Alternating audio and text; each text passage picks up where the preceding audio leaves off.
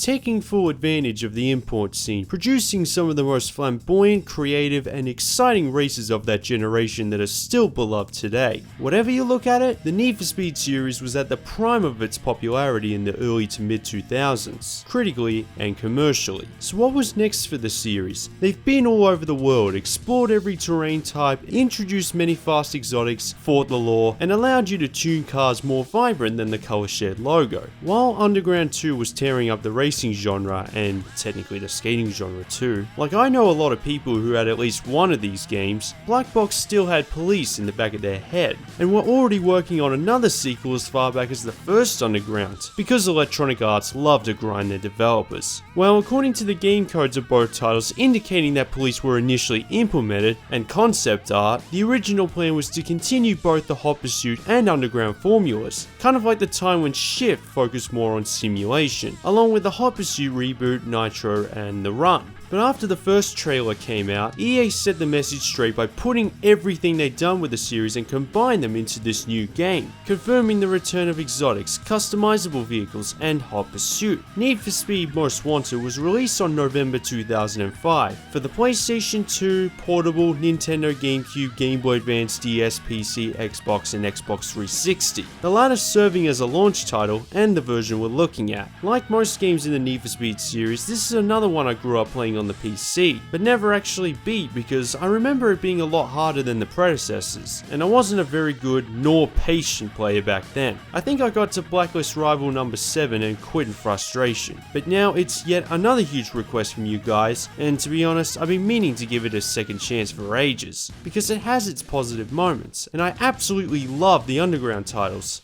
so here goes.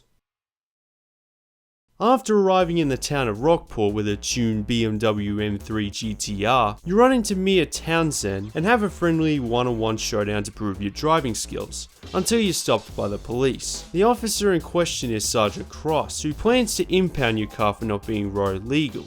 Is this all for show or is there something more I should know about? Now get out of the car. But you're suddenly off the hook after he receives a call of an ongoing street race. Next time, you won't be so lucky.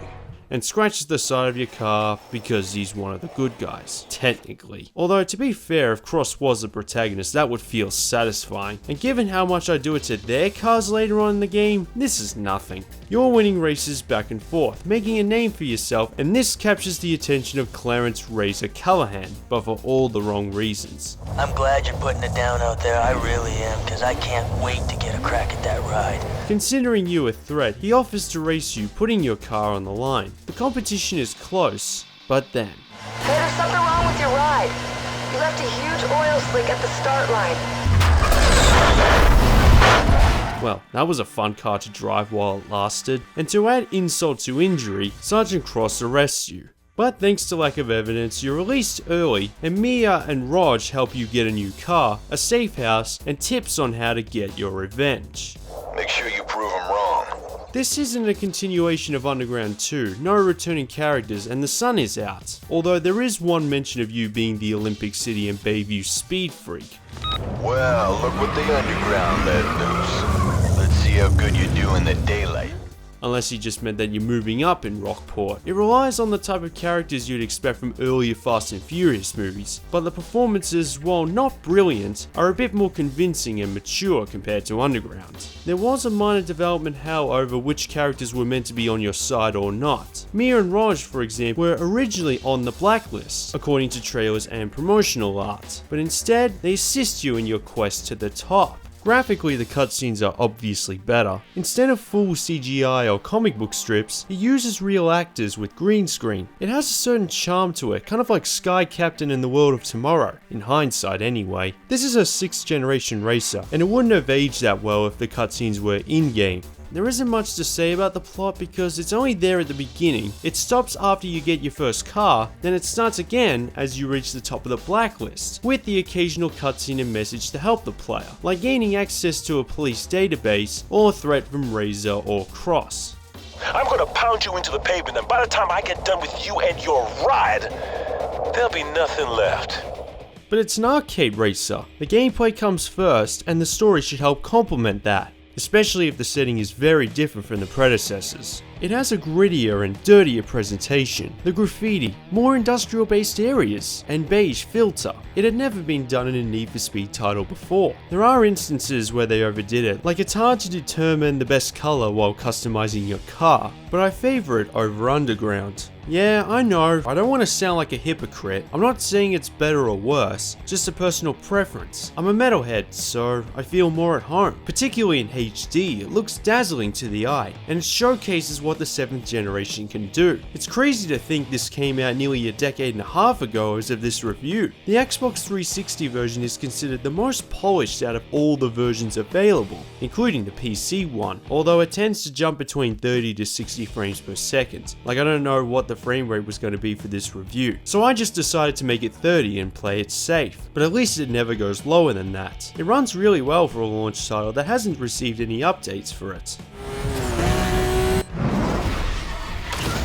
But regardless of what version you have, the level of content remains the same, all here in Daylight Rockport City. Although there are only 3 boroughs, the map size is similar to Underground 2, which means there's more to explore earlier, and there are a few more open areas and freeways, which remind me a lot of Hot Pursuit 2. But unlike Underground 2, you can jump straight to an event or garage as opposed to being forced to set the GPS just to do anything. The only place you can't jump is the shop, and even then, body kits, visuals, and performance can be customized in the same building. Just navigating the city in general, it's way less time consuming, which is good because you'll need to spend as much time as possible racing. After losing your car to Razor, you have to start from the bottom and climb the ladder to the top. Each Blacklist rival has a series of events to complete. It's almost like the ranking system in the first Underground game, only it plays a heavier role in the career mode, and after you reach your target, you need to beat them one-on-one.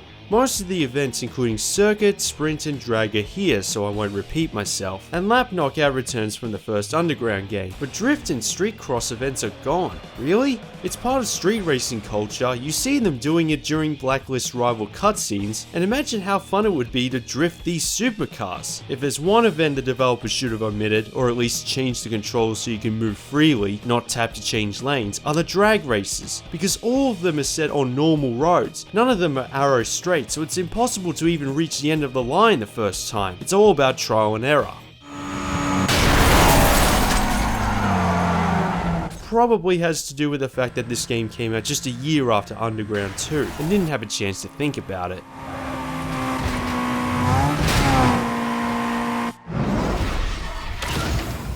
The omitted events are replaced with toll booths, which are like those time attack races in the arcade in which you need to reach all the checkpoints in the shape of toll booths against a clock, and Speed Trap, where you need to reach the highest top speed possible when going past speed cameras, and the total kilometers or miles are added up once you reach the finish line. It's easy at first, but further down the line, the nitrous oxide won't generate fast enough to gain a giant lead, and they typically place them at the end of the corners. I recommend taking off 5 to 10 seconds after the other cars do, so that less is in the way and you can get a big lead early. It's a great feeling thinking you put everything you could past these checkpoints. I like that they were able to add enough new events to persevere, even if they're not exactly imaginative, but they fit with the theme of pursuing the police, though I wish drifting or street cross was still here. I really like them in Underground. I suppose these events are set in closed areas and would be impossible to trigger the next big return to the series. The pursuit system. It's called Most Wanted for a reason. Before Underground, being chased by the police was a common occurrence, serving as another obstacle as if you were rampaging in a Grand Theft Auto game. In Most Wanted, it's pretty similar. Whether it's in the middle of a race or free roaming, the cops will do everything they can to stop and arrest you, while the music transitions from licensed or custom soundtrack to the one taken from the movie Speed. What else does it sound like? The more resilient you are, the more resilient they are, throwing heavier cars, roadblocks, helicopters, and tire spike strips at you. Some of the obstacles can bust you instantly if you're not careful, and if that happens, you'll either be paying the price or your car will be impounded. 3 strikes, it'll be permanently seized, and if you lose all your cars, no infinite continues, so watch yourself. Fortunately, you can bust them instantly using the surroundings on the map, including construction beams, petrol stations, log trucks, and water towers, which take out a majority of the heat. And once you're out of their sights, you have to cool them down for a moment. The bigger the heat, the longer it takes. And all that bounty you gathered is another part of progressing through the blacklist. Not only do you have to win races, but also gain police notoriety with challenges almost similar to the events based on time, milestones, speed cameras, and collective carnage. Individual cars will always carry bounty, and the more you gather, the bigger the fine if you get caught. And you need to keep changing them, modifying them, and or hiding them in safe houses to reduce your chances of being spotted, and not have to deal with as much heat in one go. This probably explains why you can select events in the menu as opposed to setting navigations on the map. You can't even quit in the main menu whilst wanted. You're either evading, getting arrested, or doing the race again. You can't do neither, which is why I always try to lose the heat ASAP after a race, to avoid my event progress going to waste. I prefer to do the bounty challenges after all the races are done.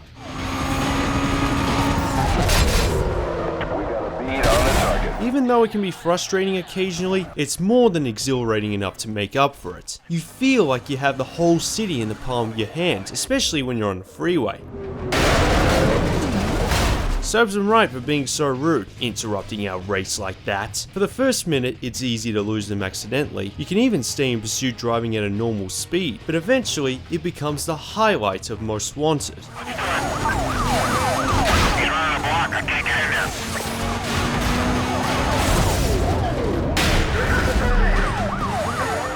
The driving mechanics feel as tight as any typical Need for Speed game from that era, and if I ever reached a difficult situation, I never felt like blaming them. Occasionally the turning circle is an issue when trying to get into hiding during pursuit cooldown, but otherwise it's a perfect case of easy to pick up and play, but hard to master at top speed. It feels a lot faster, more arcade orientated, like a Burnout game, but cars have more grip, especially when you reach supercar territory. Look how wrong that looks, a Fiat Punto going 280 kilometers, or 170 miles. The Need for Speed? I wouldn't be surprised if it's exaggerated, or maybe it isn't. Remember that these are modified cars. There are a few new tweaks. Instead of style points, nitrous oxide slowly regenerates automatically, encouraging you to use it more often and maintain a consistent pace. And whenever there's a tight corner, traffic jam or police roadblock, you can activate the speed breaker, similar to Franklin's driving focus in GTA 5.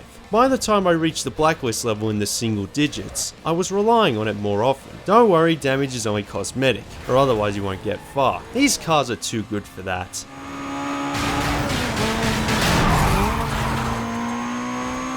When I saw that cover, the first thing that came to mind was there was going to be more posh manufacturers, and that's exactly what I got, including BMW, Mercedes-Benz, Aston Martin, Porsche, and Lamborghini, to name a few. These names already existed in the predecessors, sure, but here you can customize them too. And if you get the Black Edition, you also get a stock version of the M3 and Chevrolet Camaro, though I wonder why Holdens and Australian Fords were too much to ask. They would have been sick to customize. You can do better than just a Monaro. Oh, and SUVs are omitted too, but I'm fine with that. Some of the vinyls and paint jobs returned from the predecessor, but there are a lot of new ones too, like numbers, matte paint, and additional decals. However, you can't do multi-layer vinyl jobs, and the car specialties like neon, hydraulics, and nitrous purges are gone. I know it doesn't fully fit with the mature themes of Most Wanted, and it's set during the day, but come on, look at the police chases. Cars can still look like this and still work. Maybe not on an Aston Martin or Porsche, but point being, don't take features out. I suppose it doesn't matter too much, because even though it's fun to be creative, I always put performance ahead of anything else. Because nothing stands out more than a car that wins all the time. In fact, there is no star rating system like in Underground. Instead, you have a heat rating indicating the level of police attention, which, as I explained before, can be reduced if you customize your car enough to look different.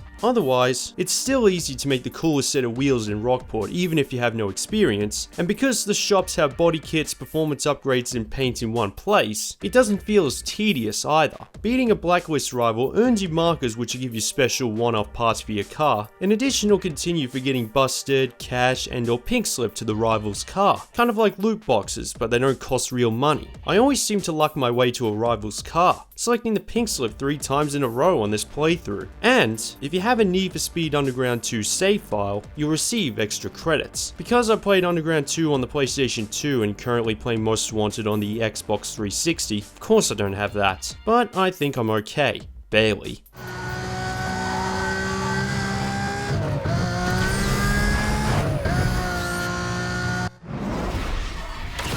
I remember playing Most Wanted on the PC for a bit, barely getting anywhere because it was such a brutal game without difficulty options like the predecessors. And the biggest reason why is not the police, and nor is it even the traffic, although the latter can occasionally cause you to lose the whole race. At the very least they don't slow you down as much, but it pales in comparison to the rubber banding system, or as this game calls it, catch up, as if it's shameless about it. It's bad, like Mario Kart bad, and is the sole reason why I lost my patience all those years ago. Seriously, no matter how hard you try, you can almost never gather a serious lead, and only the final 10 to 20 seconds truly make a difference. It's like the race has already been predetermined and I'm the only one rebelling against it.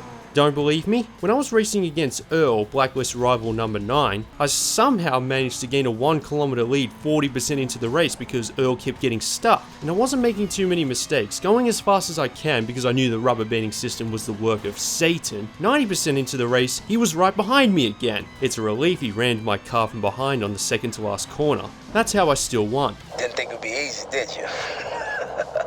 Look, I get it. It's an arcade racer, and some of the predecessors have the same issue. Most Wanted isn't impossible. After a few tries you will eventually win, but I almost always felt lucky, not satisfied. It's so blatantly obvious in this game, which means there's no real difficulty curve. If anything, it gets easier as you reach the top of the blacklist, and it nearly ruins everything that makes it an enjoyable experience. Now I'm wishing that traffic is as heavy as Underground because opponents seem to get tangled up quite easily.